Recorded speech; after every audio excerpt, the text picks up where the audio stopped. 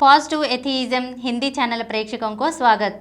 आज मैं विवेक मोहन से लिखी हुई राजा राममोहन राय पुस्तक में राजा राममोहन राय का व्यक्तित्व के बारे में आपके सामने प्रस्तुत करना चाहती हूँ। राममोहन का जन्म एक कुलीन ब्राह्मण परिवार में हुआ था। भारतीय संस्कृति और कर्मकांड उन्हें धरोहर के रूप में मिले थे।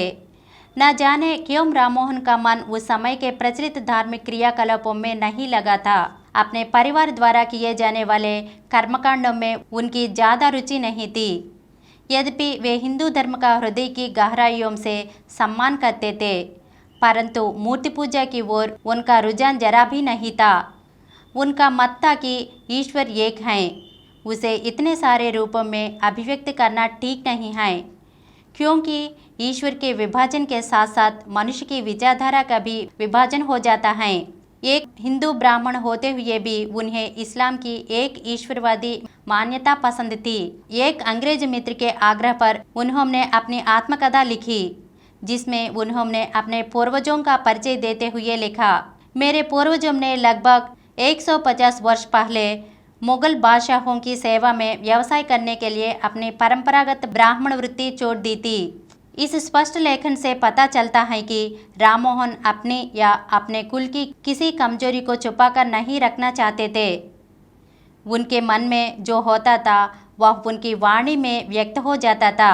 आगे उन्होंने लिखा, मुगल बादशाहों की सरस्वती में जो रहता था उसका भविष्य सदैव अस्थिर व बादशाहों की कृपा पर आधारित रहता था।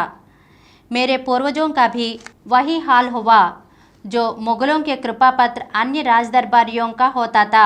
अधिकतर लोग शीघ्र ही बादशाहों की नज़र से उतर जाते थे। वह समय उनकी अवनति का हुआ करता था। ज़्यादातर लोग बादशाहों द्वारा खुश होकर दिए जाने वाले इनाम की उम्मीद में उनकी चाटकारिता करते हुए ही अपना जीवन व्यतीत कर देते थे। उनकी चाटकारिता करते हुए ही अपना जीवन व्यतीत कर देते थे। राममोहन के कुछ पूर्वज मुर्शिदाबाद के मुसलमान गवर्नरों के अधीन थे, जिन्होंने अपनी ईमानदारी द्वारा उनका विश्वास प्राप्त किया और ऊंचे पदों पर आसीन हुए। इनमें से प्रमुख उनके दादाजी ब्रजविनोद राय थे, जो नवाब महोबदजंग के शासनकाल में विभिन्न समयों पर विभिन्न जिलों के मुख्य अधिकारी रहे। यही कारण था कि राममोहन के पिता पैतृक संपत्ति के कारण एक संपन्न व्यक्ति थे।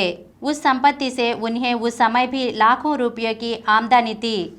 एक ओर जहां राममोहन के पितृपक्ष के पूर्वज संपन्न थे, वहीं उनके मातृपक्ष के पूर्वज पूजा पाठ, शांति और संतोष को ही श्रेयस्कर मानकर धर्माचरण और भगवान भक्ति में ही अपना जीवन व्यतीत करते रहे थे।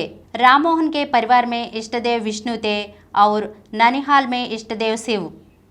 अपने ही परिवार में दो अलग अलग देवताओं की पूजा और उनका लक्ष्य अलग अलग उनके गले से नीचे नहीं उतरता था।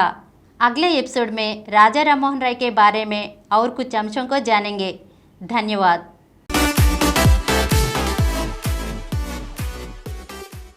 Please download Samaram multi-channel app and watch your favorite channels from your mobile. App available on Google Play Store and subscribe to the channels. For more videos, please subscribe to this channel Positive Atheism and activate the bell icon.